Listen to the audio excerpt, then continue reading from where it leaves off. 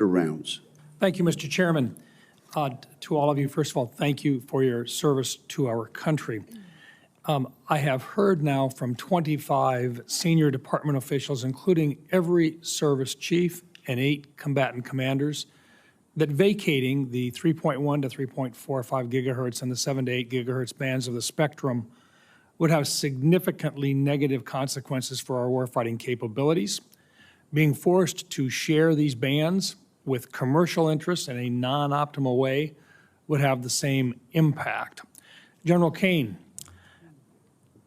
does the Joint Force have capabilities operating on the 3.1 to 3.45 band and the 7 to 8 bands of the spectrum, which would be used in a conflict with China? We do, Senator, yes.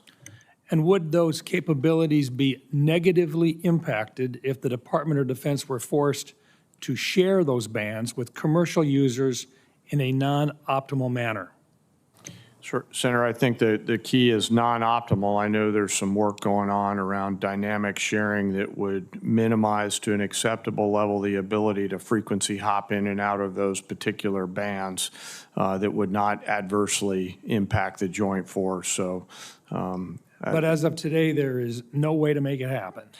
Not today, as you know, Senator, and I appreciate your leadership on this, but there's a lot of work going on in that space, sir. I think we agree that the economic security is national security and that we need to move forward in the next gen with regard to our communications capabilities. But as it pertains to spectrum auction authority, how do you view a spectrum auction process that bases decisions solely on economic considerations?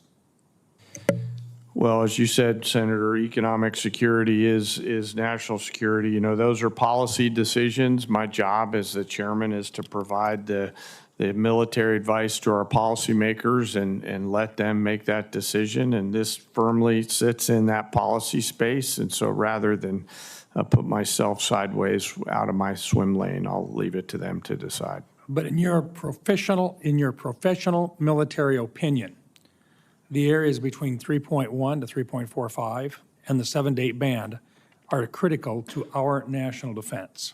3.1 to 3.45, no doubt. Lower end of the 7, there's some, I think, some discussion. 7.4 to 8.4 is an area that I'd prefer us to hang on to, Mr. Thank Senator. you.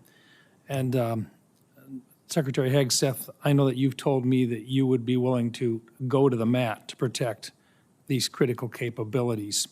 I think that is critical. In fact, these bands are essential to building Golden Dome, which will require even more radars and military communications infrastructure than we currently have, particularly around population centers and defense sites, as we see in Israel today. Would you agree with that today, sir?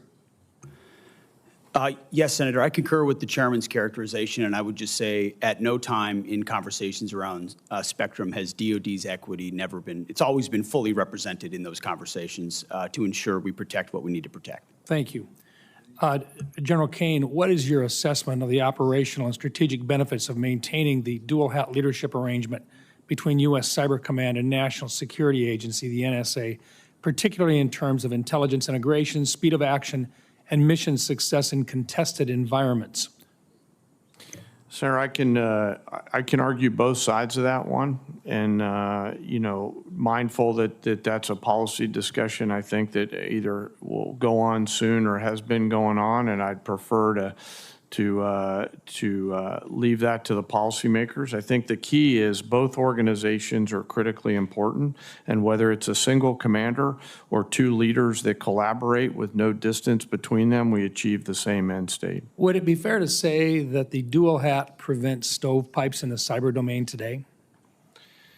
Senator, there's stovepipes in all kinds of domains today, so I can't assure you that it would prevent them. What I do hope is that whatever path we take, we select leaders who are committed to integrating and knocking down those stovepipes, whether it's a single leader or 2 leaders. That's what the nation needs. We have been successful in making significant exchanges and utilizing assets for both the NSA and for Cyber Command so far.